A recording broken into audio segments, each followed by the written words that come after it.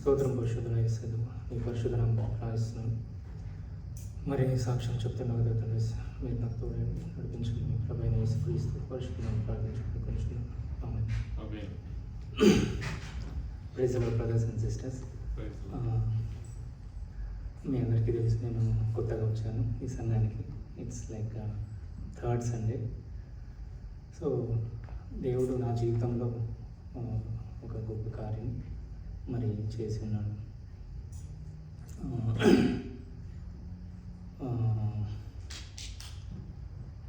నా సాక్ష్యం ఏంటంటే, మరి నా జీవితంలో దేవుడు ఎన్నెన్నో సాక్ష్యాలు ఇచ్చి ఉన్నాడు. కానీ ఇది నా జీవితంలో చాలా గొప్పని ఏమంటారు, ఒక turning point in my life. Like మరి థ్యాంక్ యూ.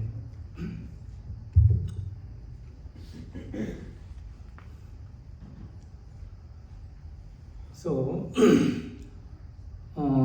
మా పేరెంట్స్ మమ్మల్ని చిన్నప్పటి నుంచి మమ్మల్ని ఎవ్రీ సండే చర్చ్కి తీసుకెళ్ళేవారు. ఆల్ నైట్స్కి మిస్ అవ్వకుండా, ఎప్పుడు అన్నిటికీ మిస్ అవ్వకుండా తీసుకెళ్ళేవారు అనమాట. మేము కూడా భయభక్తుల్లోనే, దేవుని భయభక్తుల్లోనే ఉండేవాళ్ళం, కానీ లోకంలో కూడా ఉండేవాళ్ళం. అలా ఎదుగుతూ ఉన్న ఒక సమయంలో మరి నేను ఒక మంచి బైక్ అండ్ కార్ డ్రైవర్ని ఇండియాలో. సో అలాగే నేను చాలాసార్లు బండి నుంచి పడినప్పటికీ నాకు ఎప్పుడు ఏమీ కాలేదు. కానీ ఒకరోజు హైదరాబాద్లో మరి బండి మీద వెళ్ళేటప్పుడు హార్డ్లీ ఒక 10 km/h స్పీడ్లోనే చిన్న టర్న్ తీసుకున్నప్పుడు కింద పడ్డాను అనమాట. పడినప్పుడు మరి యథావిధిగా లేచి బండిని లేపడానికి వెళ్ళినప్పుడు నా రైట్ హ్యాండ్ సపోర్ట్ చేయలేదు. ఏందబ్బా అని చెప్పేసి నేను చెక్ చేసుకుంటే నా చెయ్యి అంటే పూర్తిగా లిఫ్ట్ అవ్వడం లేదు. నాకు అనిపించింది సంథింగ్ అయినట్టుంది అని చెప్పి నేను బండి మెల్లగా పక్కకు తీసుకొని మా ఫ్రెండ్కి కాల్ చేశాను. మరి కాల్ చేసిన మా ఫ్రెండ్ వచ్చి డాక్టర్ దగ్గరికి తీసుకెళ్తే డాక్టర్ అన్నారు, చిన్న కాలర్ బోన్లో చిన్న ఫ్రాక్చర్ వచ్చింది, మీరు ఒక 1 week or 15 days రెస్ట్ తీసుకోండి అని చెప్పారు. ఇంకా అక్కడ నుంచి మా ఫ్రెండ్ నన్ను ఇంటి దగ్గర డ్రాప్ చేసేసాడు.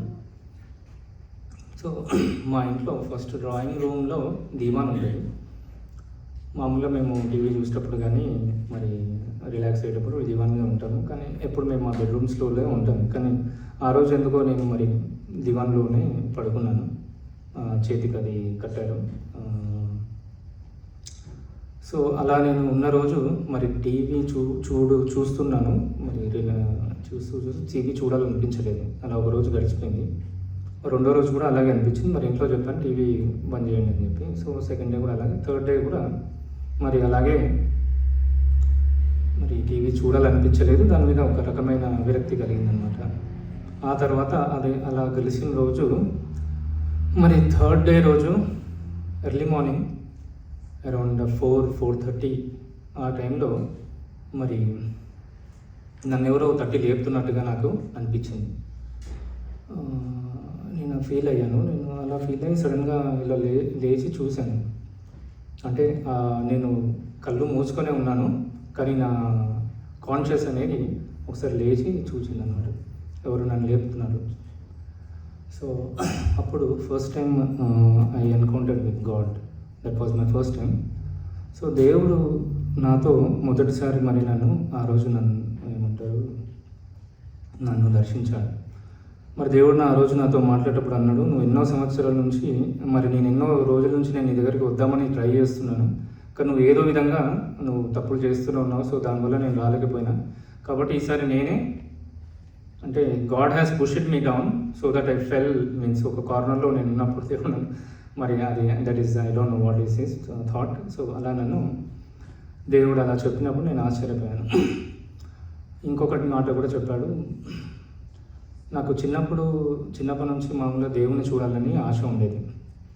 అంటే చిన్నప్పుడు చాలా చిన్న ఉన్నప్పుడు ఆల్మోస్ట్ నేను second class first class second class అలా చదివేటప్పుడు మరి చర్చ్ బయట మామూలు ఇప్పుడు పిల్లలు ఆడుకుంటారు కదా, పెద్దలంతా చర్చ్లో కూర్చొని వింటాము. సండే స్కూల్ మార్నింగ్ అయిపోతుంది, ఆ తర్వాత పేరెంట్స్ అంతా చర్చ్లో కూర్చుంటారు. సో మనం బయట చిన్నపిల్లలు ఆడుకుంటాం కదా. అలా ఆడుకుంటప్పుడు ఒక పాస్టర్ గారు చెప్తున్నారనమాట, దేవుణ్ణి చూడలేము, ఎవరు చూడలేరు దేవుణ్ణి అని చెప్తున్నాను అనమాట. సో అది నా చెవిలో పడ్డది. అంటే ఆ చిన్న ఏజ్లో బయట ఆడుకుంటున్నాను ఫ్రెండ్స్తో, ఆ టైంలో అది నా చెవిలో పడ్డదనమాట. సో నాకు అనిపించింది, ఎందుకు దేవుణ్ణి చూడలేము, దేవుణ్ణి చూడాలని నాకు ఆ రోజు ఆశ కలిగింది. నేను చూడాలి అనుకుంటున్నా దేవుణ్ణి, నేను చూడాలి. నేను దేవుణ్ణి చూసిన రోజే నేను ఏమంటారు మా బాప్తిజం తీసుకుంటాను, మారు మనసులో మీన్స్ ఐ టేక్ బ్యాప్టిజం తీసుకుంటా అని చెప్పి నేను నిర్ణయించుకున్నాను. సో అలా నా ఏమంటారు నా లైఫ్లో ఒక గొప్ప కార్యం జరిగినప్పుడు సో ఇది కూడా నాకు గుర్తు చేశాడు అనమాట దేవుడు. నువ్వు చిన్నప్పుడు నన్ను చూడాలని ఆశపడ్డావు కదా, సో నీ ఆశను తీర్చడానికే వచ్చానని చెప్పి దేవుడు మరి చెప్పినప్పుడు నేను చాలా ఆశ్చర్యపోయాను. అది ఎప్పుడో నేను ఫస్ట్ క్లాస్ సెకండ్ క్లాస్ అంటే హార్డ్లీ 7-8 ఇయర్స్ ఉండొచ్చేమో నాకు. సో అలాంటి ఏజ్లో నేను అనుకున్నది దేవుడు మరి నాకు గుర్తు చేస్తున్నాడు. దేవుని కార్యాలు అట్లనే ఆశ్చర్యంగా ఉంటాయి అని చెప్పినప్పుడు నేను దీన్ని బట్టి నేను చెప్పగలను. సో ఆ రోజు దేవుడు నాతో ఏం చేశాడంటే, ఇవాళ ఈవినింగ్ ఒక ఫంక్షన్ నువ్వు అటెండ్ చేయబోతున్నావు, సో ఆ ఫంక్షన్లో నువ్వు వాక్యం చెప్పు అని చెప్పినాడు దేవుడు. నేను ఆశ్చర్యపోయాను. యాక్చువల్లీ మా మేనత్త కూతురికి కొడుకు పుట్టాడు. సో వాళ్ళు ఫస్ట్ బర్త్డే చేస్తున్నారు అనమాట. మాకు వాళ్ళకి అంత రిలేషన్స్ అంటే మేము మేనత్త అయినప్పటికీ కొద్దిగా దూరంగా ఉండడం వల్ల మరి మేము ఎక్స్పెక్ట్ చేయలేదు, కానీ మమ్మల్ని పిలిచారు స్పెషల్గా. సో అది దేవుని అంటే నడుపుదల అనుకుంటా. సో వాళ్ళు మమ్మల్ని స్పెషల్గా పిలిచినప్పుడు దేవుడు ఆ రోజు ఆ ఫంక్షన్ నేను అటెండ్ చేయాలి ఈవినింగ్. సో దేవుడు నాతో చెప్పింది ఏంటంటే, ఈరోజు నువ్వు వాక్యం చెప్పు అన్నాడు. అసలు అప్పటి వరకు నేను ఎప్పుడు అనుకునేవాడిని, మరి అందరూ బైబిల్ చదివి బైబిల్ చెప్పేవారు, వాక్యం చెప్పేటప్పుడు ఒక దగ్గర ఇంకో దగ్గర నుంచి ఇంకో దగ్గర కనెక్ట్ చేసి బైబిల్ని ఎలా చెప్తారా బాబు, అసలు నాకు అర్థమయ్యేది కాదు, ఎలా చెప్తారు వీళ్ళు, అసలు అంత జ్ఞానం ఎక్కడి నుంచి వచ్చింది వీళ్ళకు, ఎలా చెప్పగలుగుతున్నారు వీళ్ళు అని చెప్పి అనుకునేవాడిని. అసలు బైబిల్ చదవడమే తప్ప దాన్ని వివరించడం అనేది తెలియని పరిస్థితిలో ఉన్నాను నేను. దేవుడు ఏమంటున్నాడంటే, వాక్యము ఈరోజు నువ్వు చెప్పు అన్నాడు. సో మరి ఎట్లా ప్రభా, నాకు వాక్యం చెప్పడం రాదు కదా అంటే, దేవుడు నేనే నీకు వాక్యం నేర్పిస్తాను, నేనే నీకు వాక్యం ఎలా చెప్పాలో నేర్పిస్తాను, వాక్యం నేను నీకు వివరిస్తా బైబిల్ అన్నాడు. సో ఆ రోజు నుంచి ఈ రోజు వరకు దేవుడు నాతో మాట్లాడుతున్నాడు. దేవుడు నాకు ప్రతి వాక్యాన్ని నేను ఎక్కడ బైబిల్ ఏమంటారు ట్రైనింగ్ తీసుకోలేదు, నేను ఇప్పటిదాకా ఫుల్ బైబిల్ కూడా చదవలేదు. దాని వెనకాల కూడా ఒక గాడ్ సీడ్ ఉంది. సో నేను అలా దేవుడు మరి నాతో మాట్లాడి దేవుడు నాకు బయలుపరిచి, దేవుడు ఆ రోజు నుంచి దగ్గర నేను కొన్ని ఒక 2 years దాకా నేను 2.5 years నేను నా జాబ్ కూడా వదలడం కాదు, దేవుడు నా జాబ్ వదిలిపిచ్చేసి నన్ను సేవ చేయించాడు. 2.5 years నేను సర్వీస్ చేశాను. మామూలుగా అంటే యంగ్స్టర్స్తో పాటు తిరుగుతుంటేనే మా చర్చ్లో మళ్ళీ మినిస్ట్రీ అలా చేసుకుంటూ ఆంధ్ర అంతా తిరిగాను. ఆంధ్ర, రాయలసీమ, తెలంగాణ, కర్ణాటక అంతా తిరిగి అంటే నేను చెప్పేది ఆల్మోస్ట్ 15 years బ్యాక్ మాట నేను. సో ఆ వయసులో, అంత చిన్న వయసులో దేవుడు నన్ను పట్టుకొని నన్ను చాలా దూరం చాలా ప్లేసెస్లో తిప్పాడు. నేను చాలా ప్లేసెస్లో వాక్యం చెప్పాను. చిన్నగా వాక్యం చెప్పినప్పటికీ చాలామంది ఆశ్చర్యపడి అడిగేవారు అనమాట. సో అలాగే ఆ రోజు నేను ఫస్ట్ టైం నేను వాక్యం చెప్పినప్పుడు అది 200 members ఫంక్షన్. మరి 200 members ముందు దేవుడు నాతో మరి వాక్యం చూపించాడండి. అయితే యాక్చువల్లీ ఏంటంటే మన సిస్టమ్ ఎలాంటి సిస్టమ్ అంటే, ఒకసారి పాస్టర్ అంటే everything decided by pastor. So first thing. Second thing ఏంటంటే, పాస్టర్ వచ్చాక మనం ఏమీ చేయలేమన్నమాట. Pastor has to run the show. So ఆ ఫంక్షన్లో కూడా అలాగే ఉండేది. సో నేను వెయిట్ చేస్తున్నా, మా మామయ్య వచ్చాడు, అడిగాడు మామూలుగా అంతా. నేను మామయ్యకి చెప్పాను, నేను వాక్యం చెప్తాను. ఆయన విన్నాడు, స్టన్ అయ్యాడు. అవునా అన్నాడు, ఓకే అన్నాడు. అలా ఒక ఫంక్షన్లో అటు ఇటు ఒక 2 rounds కొట్టేసి వచ్చి మళ్ళీ అడిగాడు, నిజంగా చెప్తావా అన్నాడు. చెప్తాను అని చెప్పాను. సో ఆ తర్వాత నేను ఆతురపడుతున్నాను అనమాట. అంటే పాస్టర్ గారు ఇంకా రాకముందే నేను స్టేజ్ మీదకి చెప్పాలి, లేదంటే పాస్టర్ వచ్చినాక నన్ను చెప్పడం అంటే నాకు ఆ ఛాన్స్ ఇవ్వరు కదా అని అనుకున్నా. అని అంటే మానవ దృక్పథంతో నేను ఆలోచిస్తున్నా, కానీ God has already plan everything. నాకు తర్వాత I have realised it. So ఆ తర్వాత నేను మళ్ళీ మా మామ దగ్గర అప్రోచ్ నేను చెప్తారా అంటున్నాడు. కానీ ఎందుకంటే పాస్టర్ గారిని అడగకుండా ఆయన ఏమీ చేయలేదు. ఇంకొకరితో వాక్యం చూపించడం అనేది అది జరగని పని. దట్ ఈస్ ద సిస్టమ్ అంతే. సో అలా చూస్తూ నేను చాలా ఆధారపడుతున్నా. సో నాకు ఒక వాయిస్ చెప్పింది, డోంట్ వరీ, నువ్వు కూర్చో, రిలాక్స్ అని. మరి మాకేం చెప్పమంటున్నారు, రిలాక్స్ అవ్వమంటున్నారు అని చెప్పేసి నేను రిలాక్స్ అయిపోయాను నిజంగానే.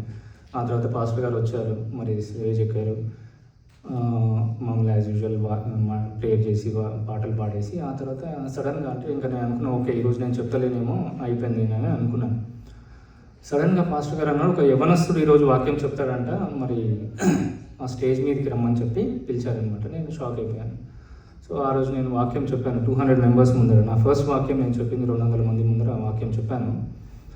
మరి దేవుడు చాలా గొప్ప వాక్యం నాతో మరి చూపించాడు. ఆ రోజు ఆ వాక్యం విని పాస్టర్ గారు చాలా ఆశ్చర్యపోయినారు. ఇంత మంచి వాక్యం మరి నువ్వు ఎక్కడ చదివి, ఎక్కడ ఎవరు అంటే ఏ స్కూల్లో, ఏ బైబిల్ స్కూల్ వెళ్ళావు బాబు, ఎక్కడ నేర్చుకున్నావు అని చెప్పాను. నేను చెప్పాను, లేదండి ఈరోజు మార్నింగ్ 4:30కి దేవుడు నాతో మాట్లాడి నాతో చూపించాడంటే ఆయన నన్ను ఆశ్చర్యంగా అంటే ఒక రకంగా చూశాడు. సో అది అంటే నమ్మలేనంత ఇదిగా అంటే ఏంటి ఏం చెప్తున్నాను అన్నట్టు. సో అది నాకు తెలియదు. సో నా లైఫ్లో ఫస్ట్ టైం నేను వాక్యం చెప్పాను. ఆ తర్వాత దేవుడు నాతో ఎన్నోసార్లు ఎన్నో ప్లేసెస్లో వాక్యం చూపించాడు, వాక్యం చెప్పుకుంటాను. ఈ రోజు వరకు కూడా దేవుడు నాతో మాట్లాడుతూ దేవుడు నాకు ఏదైతే బయలుపరుస్తాడో నేను అదే వాక్యంగా చెప్పాను తప్ప నేను ఎప్పుడు ఏ బుక్స్ కానీ ఎలాంటివి కానీ నేను రిఫర్ చేయలేను. నేను స్టార్టింగ్ స్టేజ్లో నేను వాక్యం చెప్పేటప్పుడు చాలా భయపడిపోయాను. మరి మాకు చాలా బ్రాంచెస్ చర్చెస్ ఉండేవి, చిన్న చిన్నవి. మరి పాస్టర్స్ ఎప్పుడైనా పెళ్ళిళ్ళకి వెళ్ళినా, ఫంక్షన్స్కి వెళ్ళినా, లేదంటే అలా వెళ్ళినప్పుడు ఆ వేకెన్సీ వస్తుంది కదా. సో ఆ ప్లేసెస్ నేను మా పాస్టర్ గారికి చెప్పాను, నేను వాక్యం చెప్తాను అంటే చర్చ్కి ఎక్కడైనా ఉంటే వేకెన్సీ ఉంటే నేను చెప్తానంటే పంపించారు. మా దగ్గర ఒక సిస్టమ్ ఉంటుంది. యవనస్తులు ఎవరందరూ మార్నింగ్ వచ్చినప్పుడు అంటే సండే రోజు వచ్చి ఎక్కడెక్కడ బ్రాంచెస్లో రిక్వైర్మెంట్ ఉందో అక్కడ చెప్పడానికి వెళ్ళాలి అనుకుంటే వాళ్ళని పంపిస్తారనమాట. సో బల్ల అంతా సిద్ధపరిచి అన్ని పెడతారు, మేము తీసుకొని వెళ్ళి వాక్యం చెప్పి బల్ల ఇచ్చి మరి సంఘం అంతా ఏమంటారు నడిపిస్తాను. సో అలా నేను వెళ్తూ ఉండేవాడిని. సో స్టార్టింగ్లో నేను వాక్యము అంటే నేను ప్రేయర్ చేసేటప్పుడు నాకు దేవుడు ఆ వాక్యాన్ని చూపించేవాడు అనమాట. ఆ వాక్యం నేను తీసి చదివేవాడిని, దాన్ని వివరించేవాడు. అది నేను మళ్ళీ వెళ్ళి చర్చ్లో నేను వివరించేవాడిని. అలా చెప్తూ వెళ్ళాక ఒకరోజు నేను ఒక వాక్యాన్ని చూపించారు కానీ దాన్ని సరిగ్గా నాకు నేను చెప్పలేకపోయాను. ఆ రోజు వెళ్ళి నేను అసలు వాక్యం చెప్పలేకపోయాను. ఇంకో బ్రదర్ ఉండే, ఆ బ్రదర్ చెప్పేసినాడు వాక్యం. సో ఆ రోజు నేను చాలా బాధపడ్డాను, ఏంది ప్రభా ఏందని. ఆ తర్వాత దేవుడు ఏం చేశాడంటే ఇంకో ఆల్టర్నేట్ మెథడ్ వెతుకాను. నేను బైబిల్ ఓపెన్ చేస్తాను, అంటే ఏ వాక్యం అయితే దేవుడు నాకు చెప్పాలనుకుంటాడో ఆ వాక్యాన్ని దేవుడు నాకు చూపిస్తాడు. ఆ వాక్యం నేను చదివి ఆ తర్వాత నేను దాన్ని నాకు ఎక్స్ప్లెయిన్ చేస్తాను. ఆ తర్వాత నేను దాంట్లోంచి రెఫరెన్సెస్ వెతుకుతాను. నేను ఫస్ట్ టైం చెప్పినప్పుడు కూడా నాకు దేవుడు ఏదైతే బయలుపరిచినాడో మరి నాకు రెఫరెన్సెస్ కూడా ఏవి ఎక్కడ ఉంటాయో కూడా తెలియదు. సో మా డాడీని అడిగాను, ఈ వాక్యం ఎక్కడ ఉంది, ఆ వాక్యం ఎక్కడ ఉంది, దీని అన్నప్పుడు మా డాడీ నాకు రిఫర్ చేసి ఇది ఇక్కడ చూడని చెప్పినప్పుడు సో అలా నేను చెప్పుకుంటూ వచ్చాను.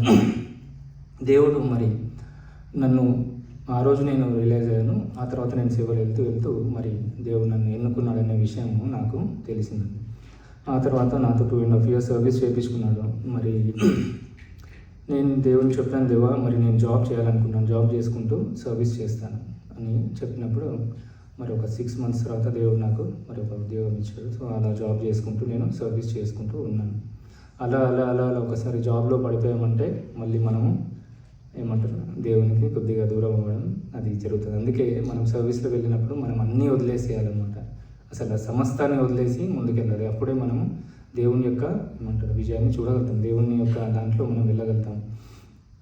సో అలా ఇది నా యొక్క గొప్ప సాక్ష్యం. మరి ఇదంతా ఎందుకు జరిగిందంటే అది మనకు ఆశ ఉండాలండి, దేవుణ్ణి చూడాలనే ఆశ నాకు చాలా చిన్నప్పుడే. నేను చెప్తున్నా కదా, 1st class 2nd class అంటే మన ఏజ్ ఎంత ఉంటుందండి, హార్డ్లీ 7-8 years ఉంటుంది. అంత చిన్నప్పటి నుంచి నాకు దేవుణ్ణి చూడాలని ఆశ ఉండేది, దేవునితో మాట్లాడాలని ఆశ ఉంది. దేవుడు నాతో చూసినప్పుడే నేను మాట్లాడినప్పుడే నేను బాప్తిజం తీసుకుంటాను, అంతవరకు తీసుకున్నాను. అంటే అలాంటి ఇది నాలో ఉండేదన్నమాట. సో దేవుడు మేబీ అది ఎలా నాలో ఉన్న దృక్పథాన్ని దేవుడు చూసినట్టున్నాడు. మరి దేవుడు నాతో మాట్లాడి నన్ను ఎన్నుకొని మరి ఇక్కడ ఈ దేశానికి వచ్చే ముందు కూడా నాకు అన్నీ మెల్లిమెల్లిగా అంటే చూపించేవాడు. నేను వెళ్తాం ఖచ్చితంగా అని మాకు తెలుసు. మా వైఫ్ వాళ్ళ సిస్టర్ ఇద్దరు కూడా ప్రాసెసింగ్ కంటే మా వైఫ్ వాళ్ళ సిస్టర్ ఫస్ట్ ఆమె ప్రాసెసింగ్ పెట్టుకుంది, ఆమెకి రాలేదు. అంటే రాదు అని నాకు ముందే తెలుసు. నేను అదే చెప్పాను, రాదు మీ సిస్టర్కి, మనమే వెళ్తున్నాం యూఎస్కి అని చెప్పాను. సో అదే విధంగా వాళ్ళ సిస్టర్ రాలేదు, మాకే వచ్చింది, మేమే వచ్చాము. సో మరి దేవుడు నన్ను ఇక్కడ వాడుకుంటాడు అనేది కూడా నాకు బయలుపరిచిన దేవుడు. మరి నేను అనుకుంటున్నాను దేవుడు అలాగే నన్ను నడిపిస్తాడని. సో దేవుడు నన్ను ఖచ్చితంగా ఇక్కడ వాడుకుంటాడు అని మరి బయలుపరిచిన దాన్ని బట్టి దేవుడు నన్ను వాడుకుంటారని ఆశపడుతున్నాను. మరి నా గురించి ప్రార్థన చేయండి. మరి అలాగే నా సాక్ష్యాన్ని బట్టి మరి మీరు కూడా మీ పిల్లల్ని ఖచ్చితంగా చర్చ్కి మిస్ అవ్వకుండా తీసుకొని వెళ్ళాలి. మమ్మల్ని మా తల్లిదండ్రులు అది ఎంత ఆల్ నైట్ అయినా కూడా తీసుకొని వెళ్ళారు. ఇప్పుడైతే అన్నీ ఉన్నాయి ఫెసిలిటీస్, కానీ మేము చిన్న ఉన్నప్పుడు హైదరాబాద్లో పుట్టి పెరిగింది హైదరాబాద్ ఏమని. సో అయినప్పటికీ హైదరాబాద్లో అయినప్పటికీ మనకు అంత ఫెసిలిటీస్ ఉండేవి కాదు. అయినా మా ఫాదర్ వాళ్ళు మమ్మల్ని తీసుకొని వెళ్ళేవారు. మేము వెరీ గుడ్ ఫ్యామిలీ నుంచి వచ్చాము. అన్ని ఫెసిలిటీస్ ఉన్నా దట్ మనము కమిట్మెంట్, మన పేరెంట్స్ మనని ఆల్ నైట్స్ కానీ మొత్తం నైట్ అంతా జరిగేది. ఒకప్పుడు ఆల్ నైట్, ఇప్పుడు జస్ట్ ఆల్ నైట్ అంటే 1-2 వరకు అయిపోయి క్లోజ్ అయిపోతుంది. కానీ ముందు అలా ఉండేది కాదండి. మార్నింగ్ 5 వరకు నడిచేది all night. Evening around 9 o'clock అలా స్టార్ట్ అవుతాయి. మార్నింగ్ 4-5 వరకు నడిచేది. 5 o'clock క్లోజ్ అయిపోయింది. అలాంటి ఆల్ నైట్స్ మేము చిన్నప్పటి నుంచి మేము చూసాను. సో ఇది నా సాక్ష్యం అండి. దేవుడు ఈ సాక్ష్యాన్ని దీవించుకున్నాక. Thank you.